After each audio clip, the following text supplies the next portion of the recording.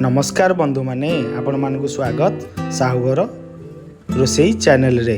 आज आम गोटे अंडा मैगी रो रेसिपी को प्रिपेयर करवा। मो भणजा एवं पुओर डिमांड रे यही अंडा मैगी रेसिपीटी आज प्रिपेयर करवा।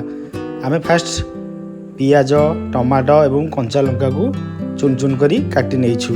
एबे गोटे कड़े को गरम करी नबा एवं सेतिरे किछि तेल को गरम करी नबा एवं सेतिरे कंचा लंका टमाटो एवं पियाज को पकई नबा एवं ताकू मध्य हल्का भाजी नबा, कारण मैगी रे पियाज टमाटो एवं कंचा लंका टिके कंचालिया रहिले खाइबा को बहुत बढ़िया लगी थाए।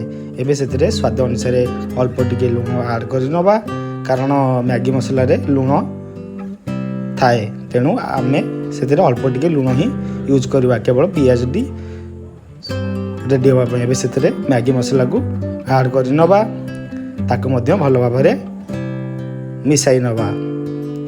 मैगी मसला को भल भाबरे मिसाई सारला परे सेतिरे आमे अंडा गुडी को ऐड करी नबा। देखंतु हमर मैगी मसला टी रेडी हो जाइछि। एबे सेतिरे अंडा को मध्य भल भाबरे भाजी नबा। अंडा गुडी को हमर भाजी हो सारला परे सेतिरे आमे आवश्यक अनुसार पानी देई नबा। पानी यही पानी रे ही मैगी टी सिझिबो, तेणु आपण माने आवश्यक अनुसार पानी देई नेबे।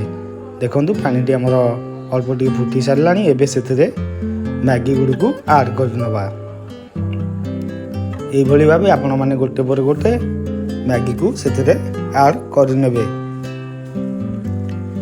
मैगी गुडी को ऐड कर सारला परे ताकू मध्य सेही पानी रे बुडे नेबे, कारण सेही पानी रे ही मैगी सिझिबो।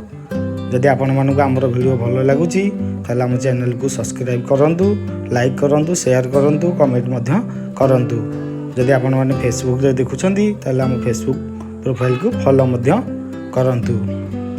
आपण माने एही बळी भाबे 2 रु 3 मिनिट रे प्रिपेयर करि परिबे अंडा मैगी मसला। देखंतु आमर अंडा मैगी मसला डी रेडी हो जाइछि। एबे आम ये अंडा मैगी मसला को मो भणजा एवं पुओ को खाइबा दबा एवं से माने एंजॉय करिवे। आपण माने मध्य एई भली घरे रेसिपी को प्रिपेयर करंतु, एंजॉय करंतु। Thank you for watching. जय जगन्नाथ। आशा करूची जगन्नाथक आशीर्वाद रु आपण माने भलरे थिबे। Thank you for watching.